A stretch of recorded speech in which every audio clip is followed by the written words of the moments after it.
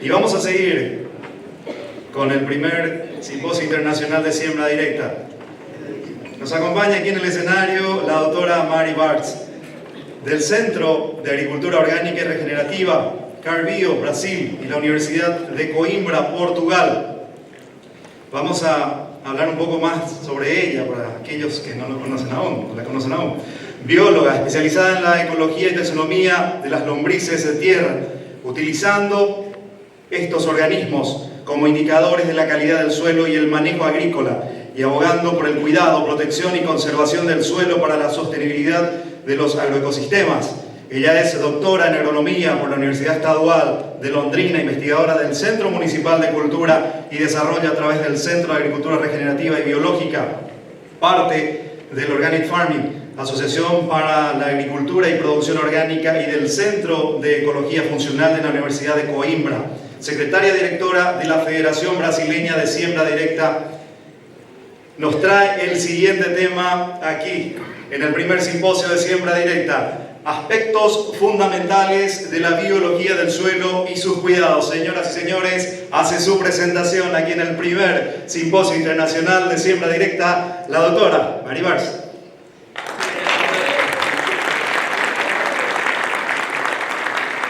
Olá, boa tarde. Espero que estejam com ânimo ainda. Espero não me alongar. Quem que está controlando o tempo? Aqui? Vocês vão ter que gritar, porque eu sou meio ruim também. Bom, então eu vim para trazer mais essa componente para vocês, falar um pouquinho da parte da biodiversidade do solo. Sou filha de agricultor e não de qualquer agricultor, sou filha do alemão louco, que plantava no mato para não perder o seu solo na erosão no norte do Paraná e Rolândia, que começou toda essa loucura do plantio direto na América do Sul. E é um orgulho gigante. Queria agradecer a FEPACINAS.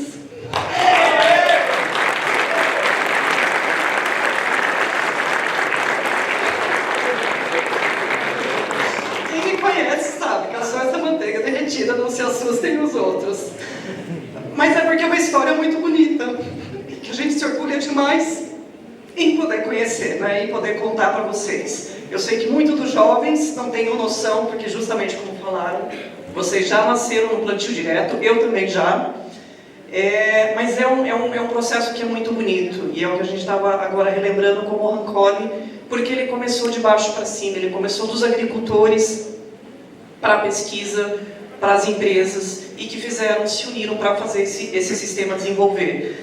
Como vocês perceberam, atualmente eu não estou no Brasil, eu estou em Portugal, justamente também porque, gente, é muito precária a agricultura lá, é tentar levar um pouco disso tudo que a gente faz de muito bem. Nós estamos muito à frente do que a Europa tem feito, para tentar convencer esse pessoal também e saber do cuidado, porque eu costumo dizer que eu não defendo tipos de agricultura, mas eu sou incontestável no cuidado, na proteção do solo e da sua biodiversidade, para a gente sustentar os nossos sistemas produtivos, né? Então vocês vão ver ao longo da minha apresentação, eu vou apresentar, a gente tem alguns slides que não foram combinados e que são repetidos entre os palestrantes, algumas informações apresentadas de formas diferenciadas, algumas desmistificações e, enfim, e vamos começar. Então a gente vai trazer um pouquinho do patrimônio solo, não vou me alongar demais porque o Theo já trouxe algumas informações, mas para complementar, porque isso é muito importante, esse é o nosso patrimônio,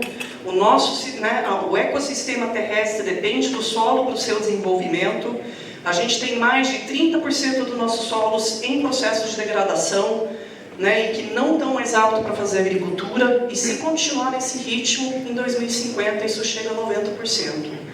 É muito crítica a situação e a gente precisa ter uma retomada, e nós aqui na América do Sul a gente já está um passo à frente. A gente já está fazendo diferente, mas a gente precisa melhorar, e bastante, ok? E entre as principais causas que a gente tem, né, conhecido, mas é principalmente a erosão da água, como principal fator, e a atividade agrícola e, né, o sobrepastoreio, que afetam as questões da degradação do solo. Só, né, para exemplificar algumas fotos das questões do sobrepastoreio, não vou me delongar, porque todo mundo já apresentou, todo mundo já viu esses cenários de degradação.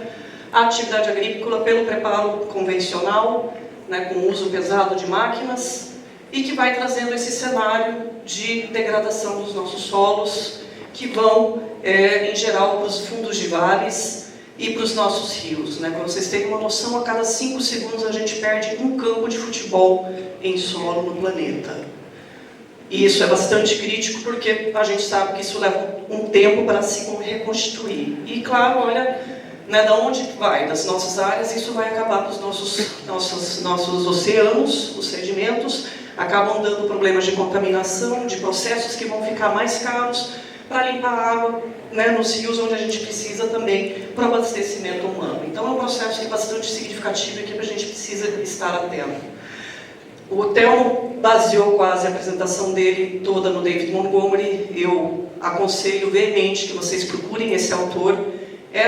Esse era o livro preferido do meu pai, Dirt, The Erosion of the Civilizations, onde que ele realmente ressalta a importância do solo, porque a sociedade sempre considerou o solo como uma sujeira, como algo que não tem importância. E ele percebeu que, ao longo de todas as civilizações, a maioria das grandes civilizações colapsaram porque não cuidaram desse recurso. A gente vai discutir uma série de coisas, né? O pessoal tem relatado a questão de rotação de cultura, né? Se fala de inovação, de tecnologia, mas tem muitos conceitos que não são novos, que já existiam lá nas antigas civilizações. Os gregos e os romanos já falavam de rotação de culturas, de adubação, de uso de fertilizantes orgânicos. E tem um outro livro também que é The Growing Revolution, Bringing the Soil Back to Life, né? Que é a crescente revolução, trazendo a vida de volta para o solo, que também é do David Montgomery, onde ele cita alguns dos nossos pioneiros, como meu pai, como o Rolf Delft, acho que o Caligari também é citado nesse livro. Então vale a pena vocês procurarem e ler, né? Como foi citado, o Paraguai tem um índice baixo de leitura e não tem como a gente não progredir se a gente não procurar informação. E, gente, desculpa, hoje não tem a desculpa de dizer que não existe informação. A gente tem tudo ao nosso favor. Pensem há 50 anos atrás, né, como disseram, a gente comemorou 50 anos de plantio direto, em 1972 era tudo feito por carta. Né? Mal tinha fax. Na nossa região, no Norte do Paraná, acho que mal conseguia enviar o fax. E a gente fica aqui hoje reclamando que não consegue fazer as coisas, sendo que a gente tem tudo na nossa cara e não aproveita as informações. Claro que a gente precisa ter um senso crítico e filtrar também o que existe por aí. Né?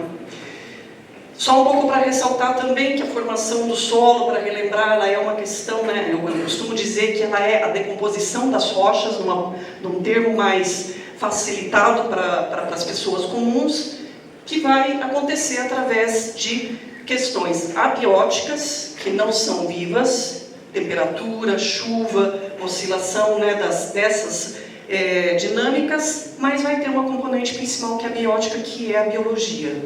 Né? Então a biologia tem um papel preponderante, porque quando a gente vai olhar para todos os ciclos biogeoquímicos do planeta, vocês lembram que é isso lá do segundo, né, do colégio? Ciclos biogeoquímicos são os ciclos do carbono, do fósforo, do enxofre, da água. Todos eles em algum momento vão passar pelo solo e a maioria deles vai ter um organismo que vai estar afetando esses ciclos. Então o que a gente pensa que é micro, ele tem um impacto global em todo o planeta. E por isso o cuidado e hoje a atenção que a gente está dando para a biologia do solo. E uma outra forma também, né, da formação do solo, um dos cálculos que o pessoal coloca, para a gente formar 1 centímetro do solo, dependendo da condição de clima, leva de 500 a 1000 anos. Dependendo da literatura que a gente lê, o solo, ele vai dizer que é um recurso renovável, porque ele vai se formando aos poucos. Mas no nosso tempo de vida, que a gente vive aí por 80, 100 anos, 100 e pouquinho, esse recurso não é renovável. E a gente viu que pelos processos que para perder 10 centímetros de solo, é no tapa. Né? Então, para formar um leva 1000 anos, então esses 10 que a gente perdeu são 10.000 anos. Né? Então, novamente, puxando, tendo atenção por que a gente precisa ter um cuidado para esse recurso e principalmente para a sustentabilidade dos nossos sistemas agrícolas também. Não vou entrar em detalhe aqui, que o professor Fernando, desculpe, é nervosíssimo, já apresentou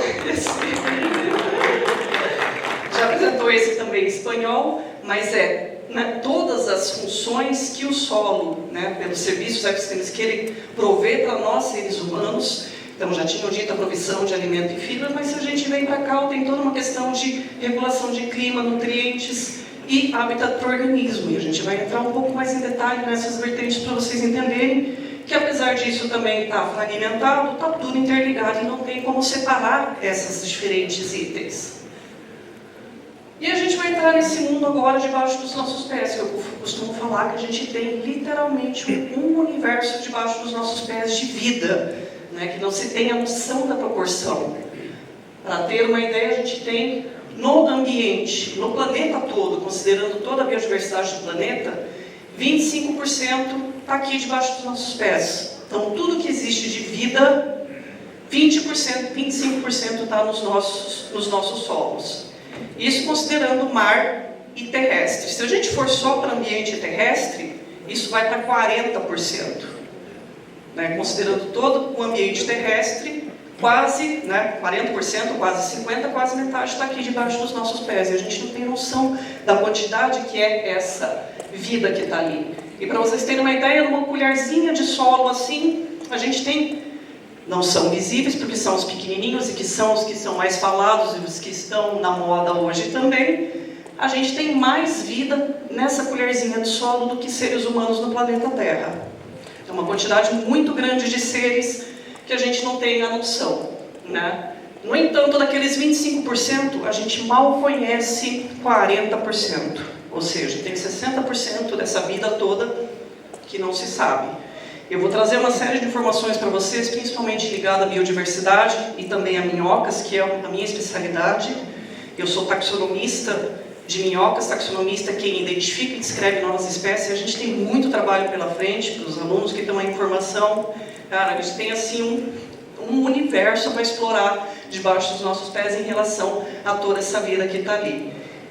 E fez, né, o ambiente solo, ele é considerado no ambiente terrestre a última fronteira biológica a ser explorada, justamente por esse potencial de vida, essa caixa preta que a gente ainda não entende, não sabe das relações que existem.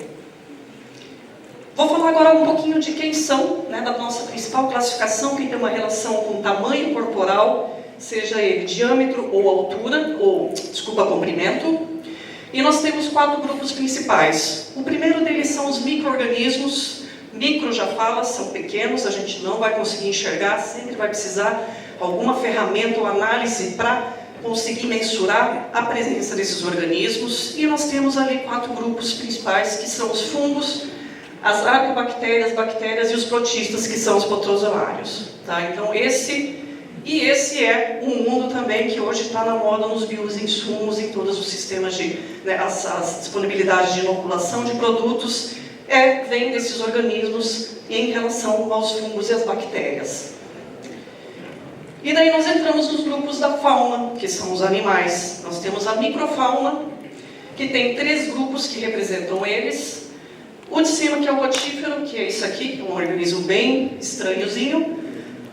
Rotífero justamente porque ele se fixa no substrato e lá em cima ele tem uma hélicezinha que ele vai absorver todos os alimentos que estão na água. Esses organismos pequenininhos, microfauna e microorganismo, eles vão estar sempre naquela película da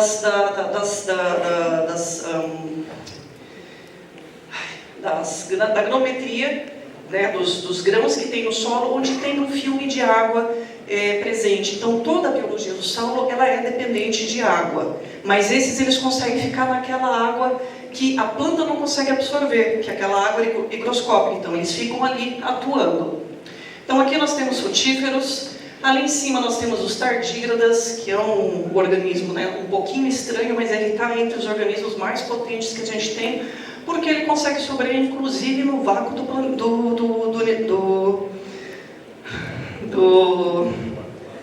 do espaço. Gente, desculpe.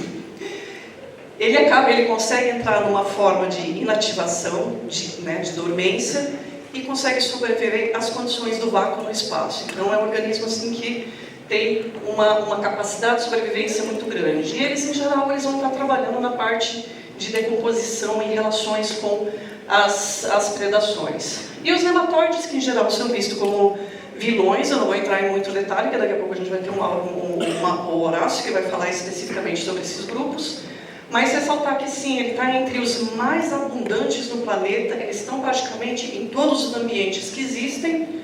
No entanto, a gente dá atenção para aqueles que são ruins. A gente esquece, né, que são em geral os parasitas de planta.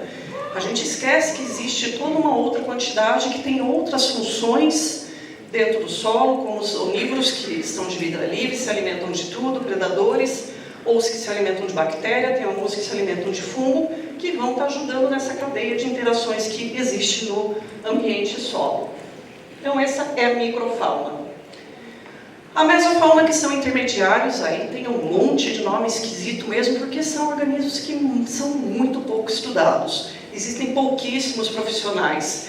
Entre os mais conhecidos, a gente tem os ácaros, que também geralmente são lembrados porque fazem mal, né, no ser humano por conta das alergias e nas culturas porque sempre causam algum dano. Mas também, novamente, eles têm uma quantidade de grupos que vão funcionar como predadores, com outras relações dentro do ambiente solo e sua superfície. Os colêmulos, que tem um nome estranhozinho também, mas são um nome popular que é usado, é a pulga do solo, porque eles têm, dependendo da espécie, essas que são mais brancas, elas vivem, eles vivem nos primeiros 3, 5 centímetros do solo no máximo.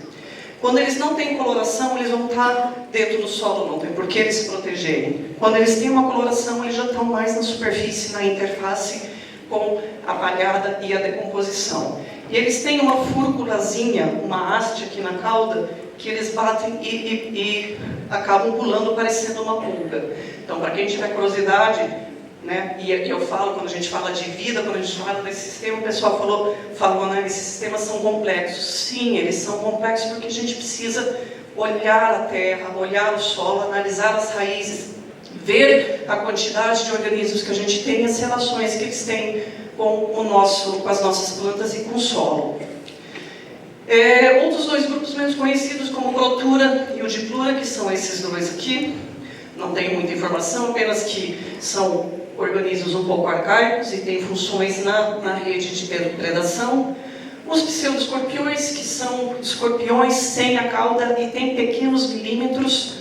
Eles são ótimos indicadores que o ambiente está sem impacto, porque eles são extremamente sensíveis.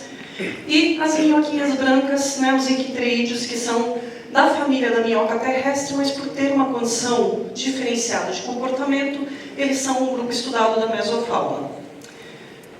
E propriamente agora a gente entra no grupo que é o meu grupo de estudo.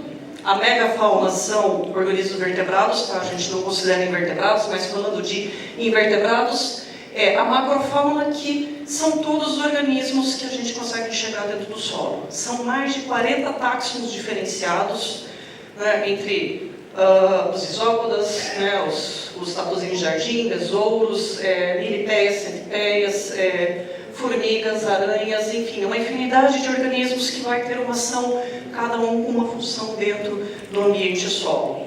E vamos tentar falar um pouquinho de alguns deles e por que eles são tão importantes, né? Por que a fauna do solo, por que os organismos têm um papel importante? Justamente porque eles provêm o que a gente chama de serviços ecossistêmicos. Esses serviços ecossistêmicos, eles são benefícios que a natureza traz para nós, seres humanos. Que, em geral, a gente não precisa pagar para fazer, entre aspas, né? Então, a atuação desses organismos vão ter uma relação de disposição, regulação, inclusive, às vezes, até em relação a questões culturais com o ser humano, né? E sendo, então, que esses serviços são essenciais para a nossa nutrição e segurança alimentar. O que são esses serviços ecossistêmicos? É quase tudo que a gente tem discutido aqui, né? Se falou de compactação, se falou de estruturação, né, das características químicas, físicas e do solo, e os organismos estão afetando todas essas características físicas e químicas. Então, eles vão entrar na estruturação, na manutenção da estruturação do solo, na regulação dos processos hidrológicos, nas trocas de gases, ciclagem de nutrientes, desintoxicação do solo, decomposição da matéria orgânica, supressão de pragas e doenças. Acabam tendo alguns que funcionam como medicamento e alimento. O próprio penicilino, que é um antibiótico, ele foi extraído do solo, relações de simbiose a simbiose e também as relações com raízes e outros organismos, e o controle do crescimento das plantas, ou seja, toda essa vida, né, que a gente citou anteriormente, eles são responsáveis por tudo isso. Ou seja, se a gente não tiver vida no solo, nada disso aqui vai acontecer. Aí a minha briga, para quem diz que o carbono é o centro, sim, o carbono é, e nós vamos ver daqui a pouco o porquê. Mas se a gente não tiver essa bicharada, todos esses organismos fazendo esses trabalhos, esses serviços ecossistêmicos, a gente não vai ter decomposição do material orgânico. E a gente pode agrupar esses organismos todos em grupos funcionais, como decompositores detritívoros, os predadores ou os geófagos e bioturbadores. Tá? Eu vou falar um pouquinho de cada um desses grupos para vocês entenderem as relações com aqueles serviços ecossistêmicos. Então, os decompositores, nós temos as plantas como a base para toda a vida que vive no solo ou na superfície, mas a gente tem como de base conhecidos os fungos e as bactérias que fazem parte desse processo.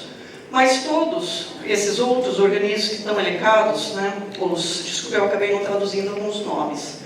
Os colêmbolos, os equiterídeos ou microminhocas, as larvas de besouros, algumas espécies de minhocas, baratas, milipéias e os isópodas, que são os tatuzinhos de jardim, todos eles vão trabalhar na fragmentação da matéria orgânica. Então não é só do material orgânico e também das diferentes formas de decomposição. Então não são só os micro. Então esses aqui eles vão se alimentar de todo esse material que está na superfície, ou seja, todas as fezes e excrementos que vão produzir vai ser extremamente rico em material orgânico e vão disponibilizar isso para as plantas e para os outros organismos que estão na cadeia. Aqui, para exemplificar, alguns dissertantes também já mostraram, são os diferentes grânulos e formações de argilas, silt, frações que existem dentro do solo, e aqui a interação que existe com a fauna, a microfauna e os micro-organismos. Então nós temos os protozoários, temos os ácaros.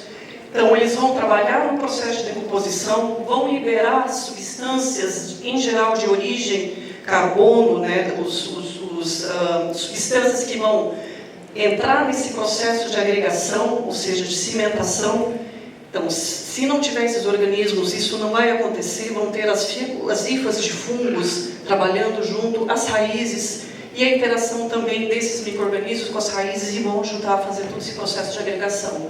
Então, é um conjunto de fatores da vida que faz acontecer os processos físicos e químicos dentro do solo para a gente conseguir os padrões de características melhores para a nossa produção, ou que a gente costuma, eu ouvi o termo qualidade do solo, mas eu prefiro hoje usar a saúde do solo, deixar os nossos solos de uma forma saudável para a nossa produção agrícola. Essa aqui é uma foto de 1982 que um professor da Universidade de Heidelberg tomou na fazenda do meu pai. Ele arrancou uma raiz de soja. Então nós temos ali hifas de fungos. Tem outros fungos micorrízicos que foram identificados depois e cheio de nódulos de fixação de biológico de nitrogênio. Hoje parece uma coisa até que normal, Vários mostraram isso, mas isso foi em 1982, há 40 anos atrás. E já o pessoal observando da importância dessa atividade biológica que existia no solo. O outro grupo, os geófagos ou bioturbadores, o nome já diz, geófagos porque eles vão se alimentar do solo, e bioturbadores porque eles vão causar uma bioturbação, uma movimentação biológica dentro do solo. E eles têm também diferentes dimensões, Vão algumas que vão afetar o perfil do solo através dos túneis, das galerias e dos ninhos que fazem, como os cupins, os besouros e as milipéias. Outros que vão afetar a agregação. A gente viu os pequenininhos, mas os grandes também vão afetar essa estruturação do solo. Os cupins e algumas espécies de minhocas e algumas milipéias têm essa função e esse poder de trabalhar na estruturação e agregação do solo. E um terceiro grupo que pode ser que também, dependendo da sua ação e da capacidade de digestão, que eu não devo entrar em muito detalhe hoje, mas amanhã também, para quem vai para o dia de campo, a gente vai trinchar algum desses assuntos, acabam por, inclusive, afetar a mineralização dos minerais que a gente tem no solo. Tá? Confesso que esse último item, que é o agente que eles têm sobre a questão mineral do solo, ela é muito pouco estudada também, esses efeitos que acontecem pela fauna do solo. E essa é uma foto clássica do pesquisador Patrick Laverne, um dos nossos maiores ecólogos de solo, onde a gente tem uma galeria de minhoca.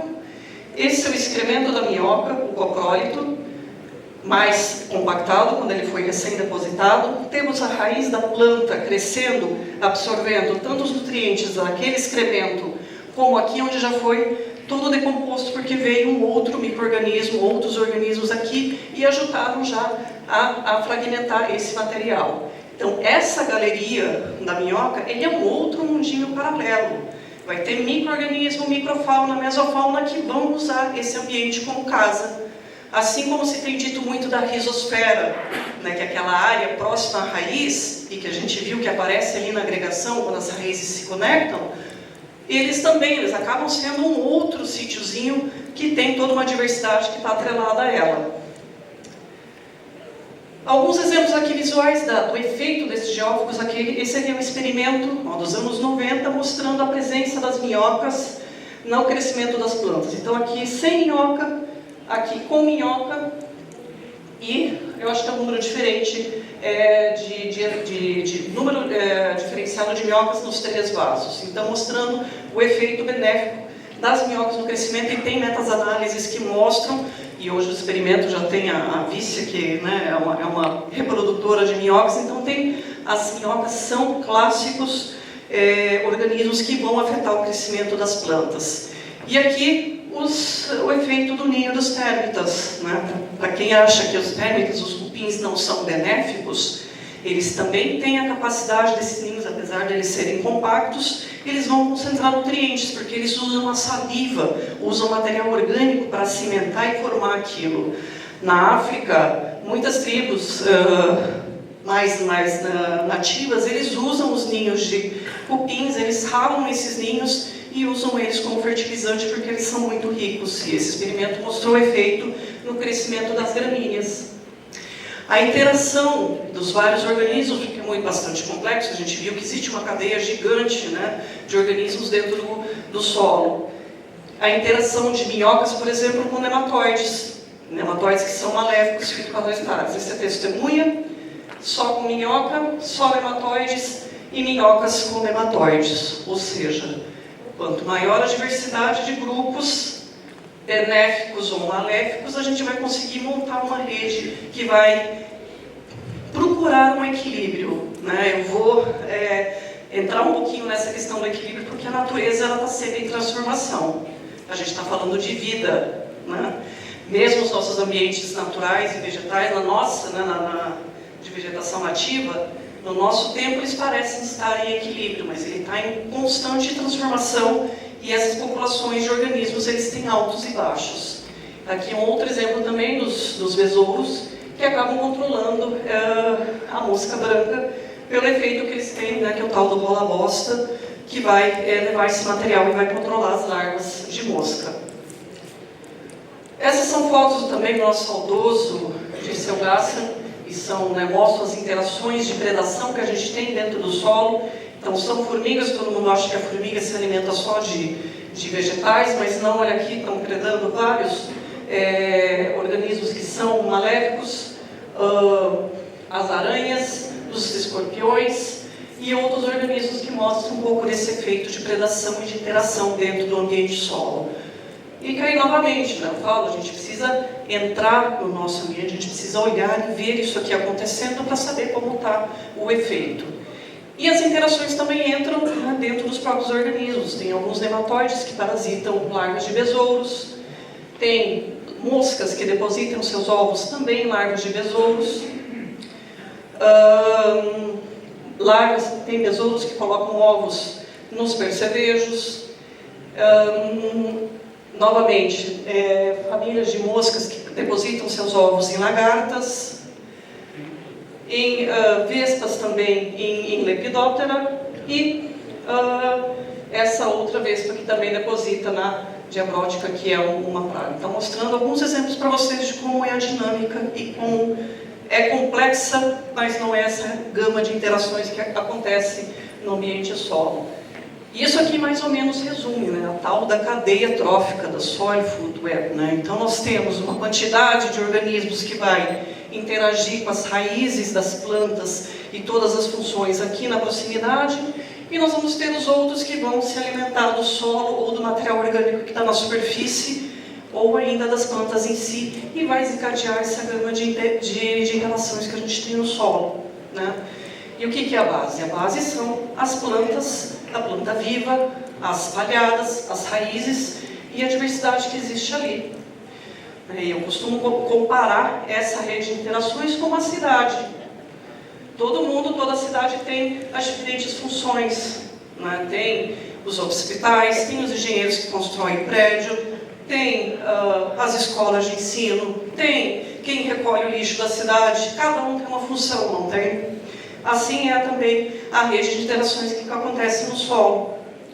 Quando a gente fala de manejo físico do solo, a gente acaba por quebrar todo esse ambiente, toda essa casa desses organismos.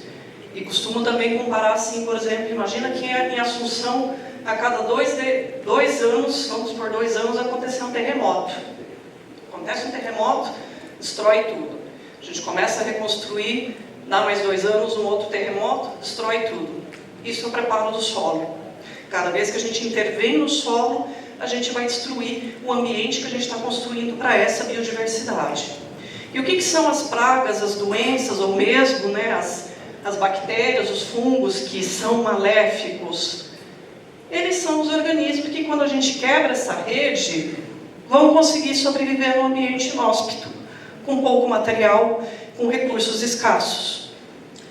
Eu vou usar agora um exemplo também que meu pai sempre costumava dar, da importância da diversificação das culturas. Você, atrás do Martim. Sim. Qual que é a tua comida preferida?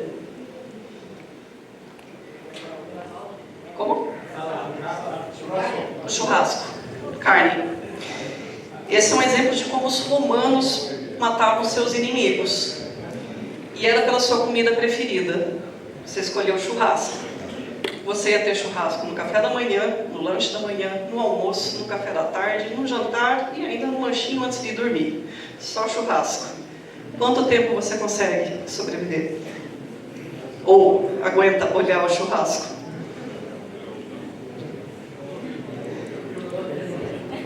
Não muito tempo, né? E a gente acaba assim, passando algum tempo, as pessoas tinham ânsia de vômito de ver a sua comida preferida, e passado algum tempo morriam por conta da sua comida preferida e não conseguir comer. Ou seja, a gente não vive só de um alimento.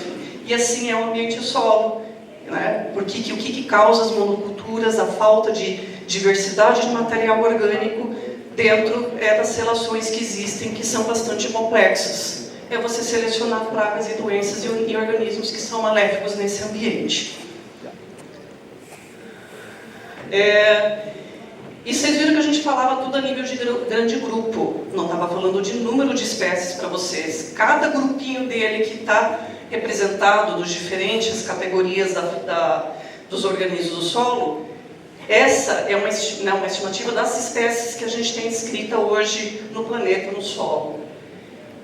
E dentro dessa quantidade de espécies que a gente tem eu falei para vocês de 3 categorias, dos geóficos, bioturbadores, detritivos e dos predadores, mas existem ainda os que são fitófagos e pragas.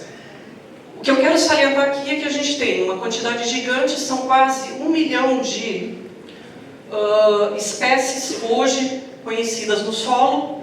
Lembra que eu falei que a gente conhece 40%?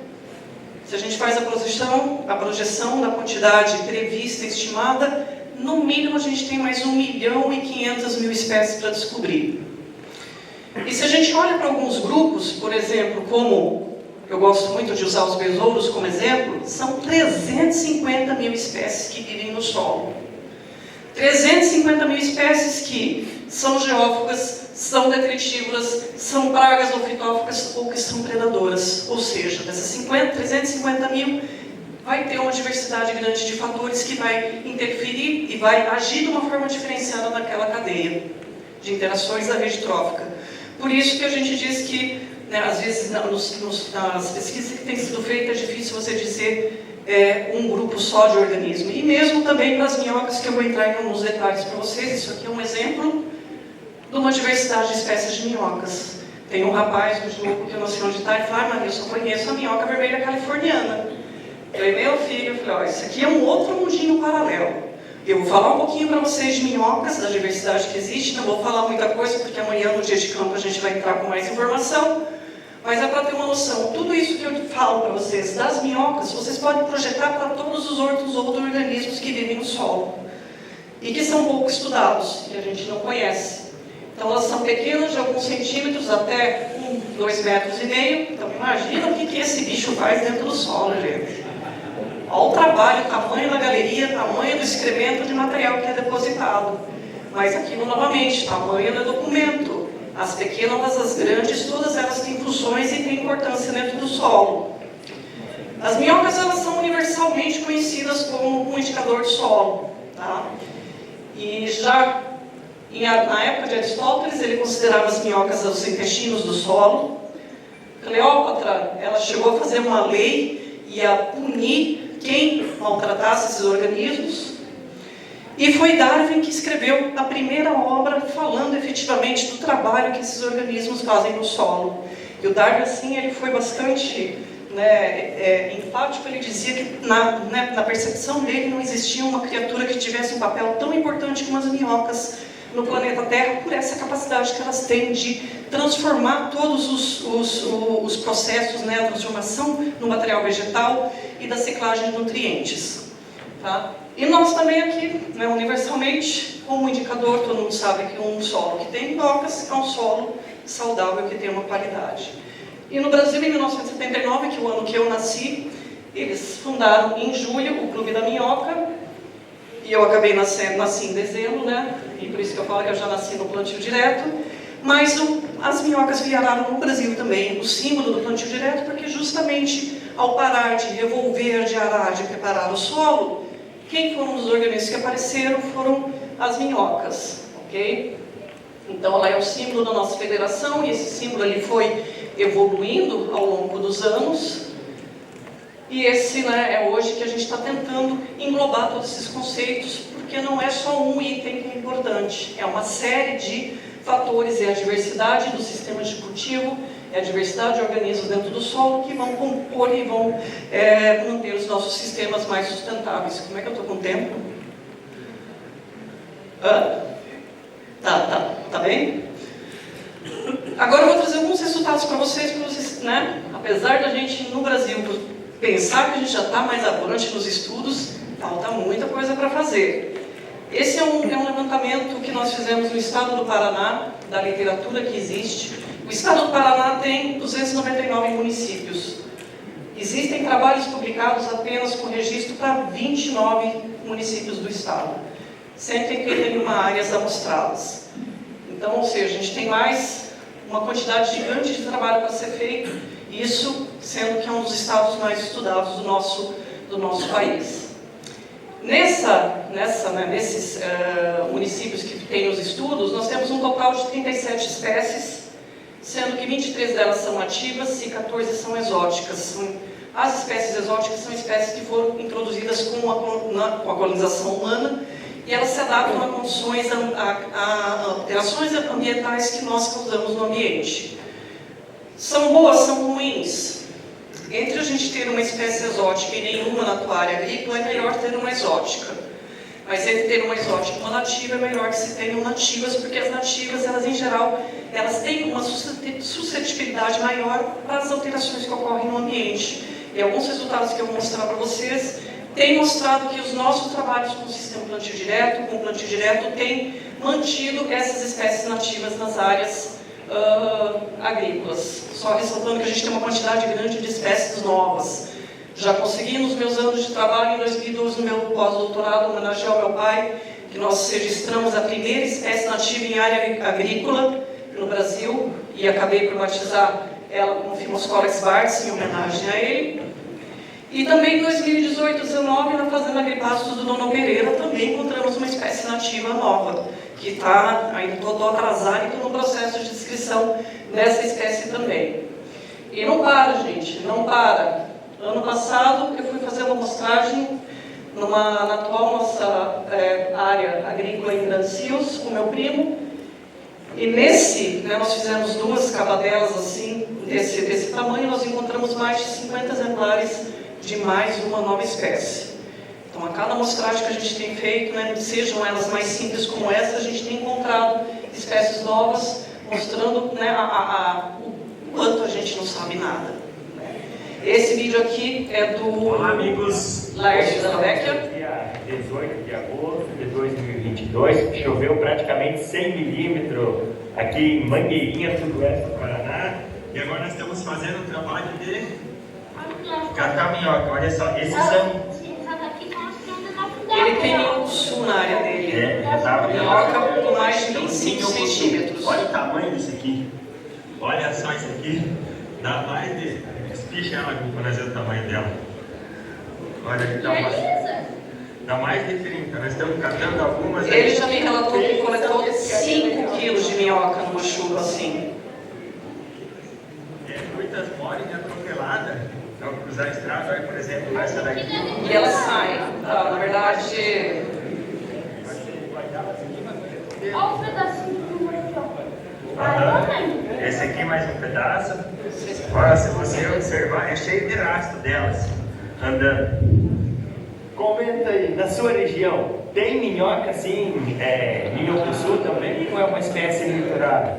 Essa aqui dá para pescar cada peixão, rapaziada. Ele é uma figura.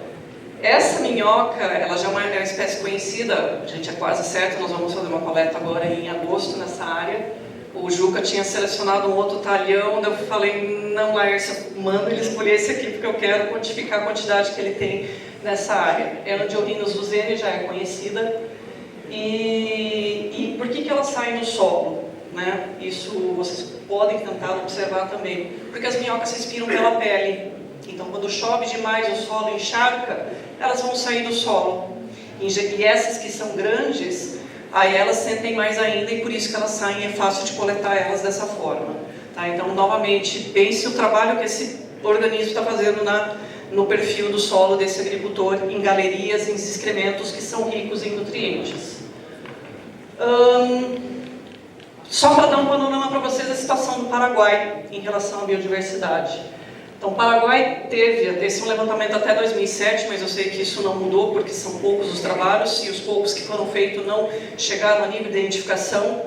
Mas até 2007 existem 37 espécies conhecidas no Paraguai, sendo que 27 delas são nativas e 10 delas são exóticas. É isso? Não, é o contrário, desculpa. Não, está certo. Não, 27 nativas, 10 exóticas, correto. Ou seja, tem uma quantidade maior de espécies exóticas. 37 para o país é pouco.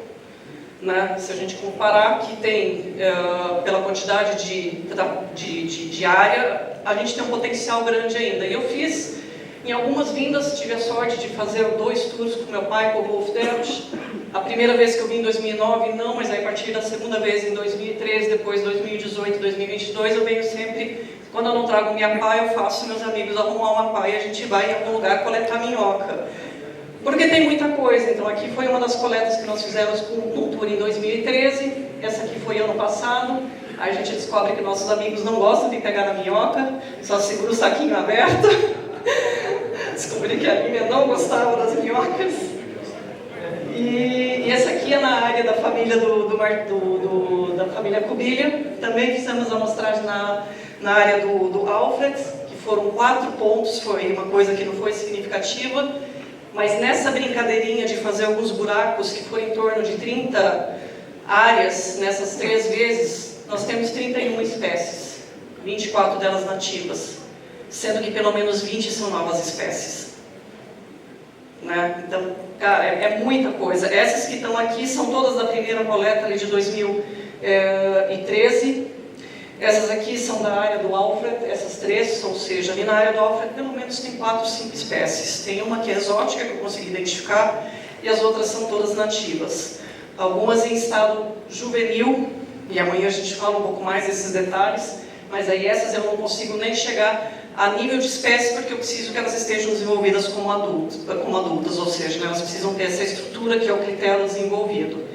E essas 4 aqui são da área do Cubilha, que só naquele charquinho, naquela aguinha lá, nós achamos essas 4 espécies, e elas eu trouxe algumas delas para vocês verem amanhã no trabalho de campo. Então, nessas 3 brincadeiras, a gente conseguiu subir de 37 para 68 espécies no Paraguai. Ainda preciso fazer uma compilação, eu quero fazer um checklist para atualizar essa lista e a gente ter essa informação publicada para uso também. Desse compilamento, ainda que nós fizemos no estado do Paraná, nós saímos também das áreas de plantio direto e fomos para as áreas, para todos os sistemas de uso, né? Então, nós temos ali 8 sistemas de uso no estado que tem informação sobre populações de minhocas. E a gente olha, se a gente comparar o no-tillage, o plantio direto, que a gente acabou juntando, que era plantio direto, sistema plantio direto, porque muitos estudos não separavam, não definiam essa diferença, ou seja, a gente não consegue identificar, e aí por isso a importância dos estudos descrever com muito detalhe o delineamento experimental e como é o histórico dessa área. Porque para você dizer que é sistema plantio direto, você tem que dar a informação que ela atende aos 3 princípios. Tá? Se não, quando não tem informação, a gente enquadra como plantio direto. Então, se a gente comparar as áreas de plantio direto em relação às outras, tem uma quantidade, a abundância, que são os indivíduos por metro quadrado, e o número de espécie relativamente em melhor condição do que em outras áreas, em outros sistemas de uso no estado. Nesses anos de trabalho também, desde 2013, que eu fiz essa proposta de classificação das áreas, né, uma forma de saber se o nosso plantio direto está com uma boa população de minhocas ou não. A gente está adaptando para 5 categorias, para dar um intermédio melhor e também poder enquadrar com o índice de qualidade participativa que a gente tem do plantio direto. É a quantidade de minhocas, então, conforme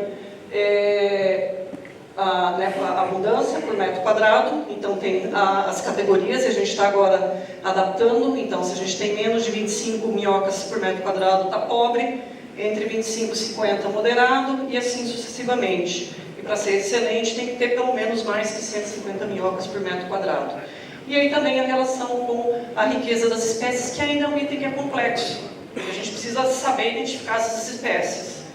Mas é um passo à frente que a gente quer começar a fazer os manuais, para a gente conseguir pelo menos também identificar, porque isso está uma relação de como está a saúde desses solos em relação à quantidade de espécies.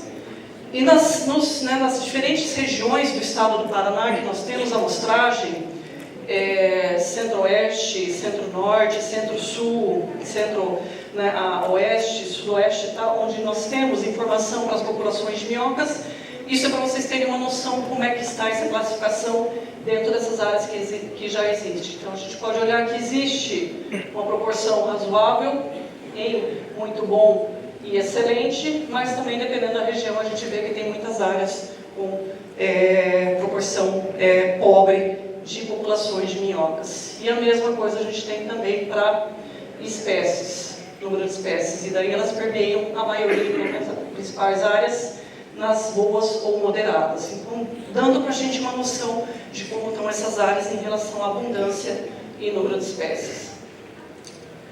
Nós conseguimos separar, então, essas áreas, porque era no-tillage, plantio direto e sistema plantio direto. E as áreas de sistema plantio direto, a gente classificou elas conforme aquelas categorias que Juca Sá propôs, de inicial, transição, consolidação e manutenção no plantio direto. E a gente conseguiu perceber que a diferença não era muito significativa. Ali nós temos, então, a abundância, quantidade de minhocas, aqui temos biomassa e aqui riqueza de espécies. Riqueza e abundância não teve muita diferença, e daí tem a relação com a classificação anterior. E a biomassa deu uma diferença relativa porque tem uma relação dos estudos na região dos Campos Gerais, que tem espécies grandes com uma biomassa maior. Mas essas informações não foram o que nós esperávamos, indicando que, apesar de ser plantio direto ou sistema plantio direto, esse cenário deveria estar diferente. A gente esperava pelo menos encontrar uma quantidade maior de minhocas e uma riqueza maior em áreas consolidadas ou mais antigas de plantio direto, que era o que os primeiros estudos mostravam.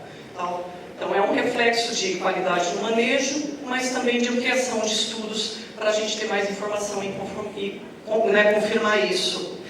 Eu gosto muito dessa foto porque ela exemplifica visualmente a importância do material orgânico que a gente dá, do alimento para esses animais do solo. Aqui no caso a minhoca, que foi alimentada com mucuna e a outra sem mucuna alimentada. Na verdade é uma área que teve plantio de mucuna e outra não. E a gente vê a diferença do desenvolvimento desse organismo nesse solo, mostrando a importância da qualidade do alimento que a gente fornece para esses organismos.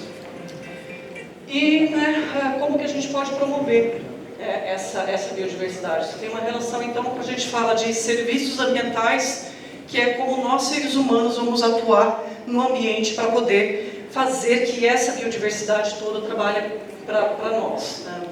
Então, não tem muito segredo, a gente tem discutido isso quase o dia inteiro, mas quanto maior a intensificação do manejo do solo, do sistema, e quando a gente vai para sistemas que têm um preparo intensivo do solo, um aporte intensivo de insumos, isso vai reduzir a biodiversidade e a população de todos os organismos. E a nossa ideia é a gente ter como referência as áreas naturais, vegetação natural, e através como dos princípios do sistema plantio direto, a gente copiar a mãe natureza e tentar usar essas formas de interações que ocorrem nos ambientes naturais em prol dos nossos sistemas agrícolas. Eu não gosto de dizer que, novamente, que isso vai chegar no equilíbrio, porque não vai, porque a gente sempre vai estar trocando o alimento, que é a fonte que vai estar articulando toda essa biodiversidade. Então, a gente procura, não é um equilíbrio, mas é uma resiliência desse ambiente para que ele possa ir se desenvolvendo ao longo do tempo, com os parâmetros químicos, físicos e biológicos de uma forma que nos beneficie. Aqui, só para exemplificar o plantio direto, quando a gente usa, e qual é a ideia da gente trazer a biodiversidade de volta para o solo, para a estruturação e ter todos esses organismos trabalhando, comparado com o sistema convencional, que o solo fica todo estéril e no máximo a gente tem uma gama de micro-organismos que possa conseguir sobreviver a esse ambiente. Reforçando também o que todos os cercanos já disseram, nós temos o carbono como fonte central, mas a gente tem esses três princípios, os três atributos do solo, a biologia, a química e a física, interagindo, e eles não tem como a gente fragmentar e separar esses itens.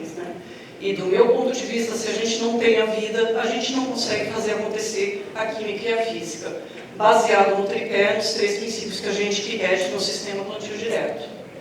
Temperatura já passou a diferença, Só para ressaltar, que vida que consegue sobreviver a 63 graus, não tem ser vivo que consiga. Então, por isso que a proteção, o acúmulo é importante para a casa desses organismos. A compactação, porque também afeta a disponibilidade de alimento e também a forma com que eles vão conseguir trabalhar no perfil do solo. E a gente procurar essa interface de estruturação, de acúmulo de material que a biota, toda a fauna do solo vai ajudar a formar. Para vocês terem uma noção das estimativas de quanto os serviços que esses organismos prestam podem ser revertidos, mais de 50% desses bilhões calculados em euros está ligado à reciclagem de nutrientes pelo trabalho dos organismos que são os sapróficos, os engenheiros e os decompositores. E depois eu não vou entrar em detalhe, também tem toda uma série de outras funções, outros itens que toda a biologia do solo vai estar contribuindo, e isso, confesso que esse é um valor que não é muito preciso, mas a gente tem trabalhado em bases internacionais para efetivamente ter um valor e dizer para o agricultor, se você tem uma quantidade, se tem tais organismos que estão ocorrendo, eles vão estar afetando tal serviço ecossistêmico, como infiltração, como acúmulo de matéria orgânica e fertilidade, isso reverte um X valor em dólares, ou seja, que tem os benefícios que, novamente, isso não é algo que a gente vai construir de uma safra para outra. A gente está falando da tamanho natureza, né?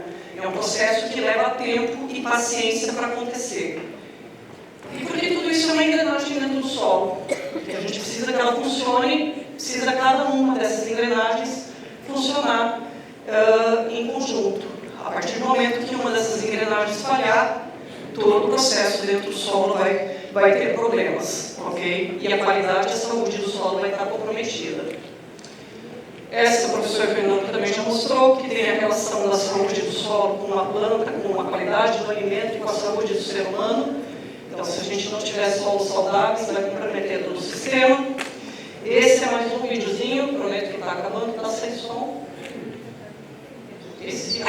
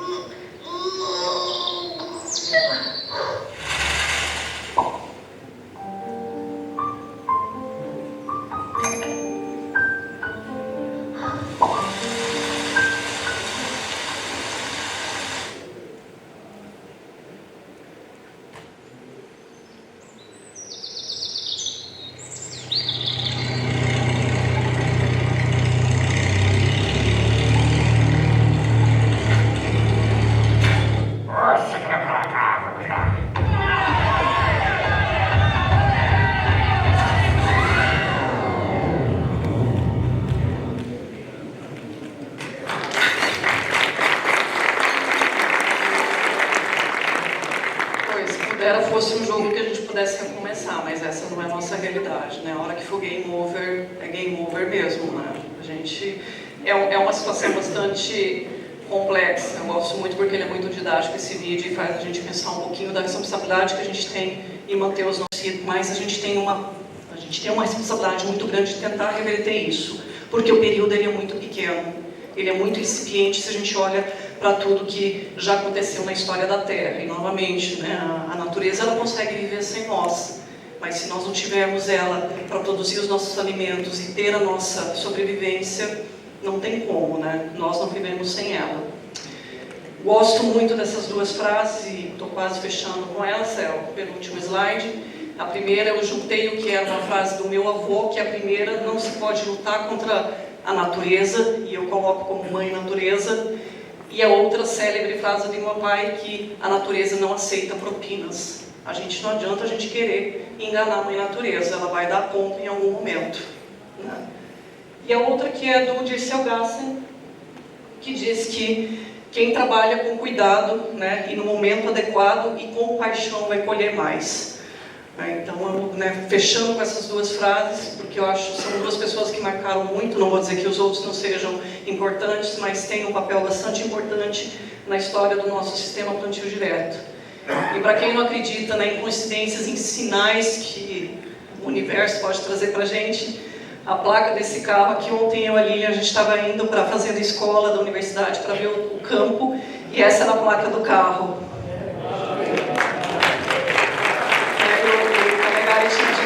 Eles estão aqui com a gente, realmente, eles estão com a gente. Então são pequenos sinais que eles estão aqui acompanhando, e eu acho que estão querendo ver que a gente faça isso melhor a cada vez, né? Então, é assim que eu encerro a minha apresentação, e mais, né, para complementar, que a gente deve manter viva essa alma do solo, que é a biodiversidade, para a gente conseguir manter a sustentabilidade da nossa produção agrícola, ok?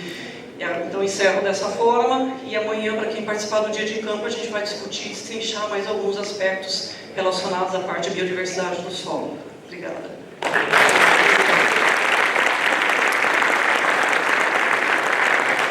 Muchas gracias, doctora, por brindarnos la presentación y, como siempre, con mucha apertura para de FEPASIDIAS, que junto a la Universidad San Carlos, CONACYT, Prociencia y FEI están desarrollando este primer encuentro internacional de siembra directa.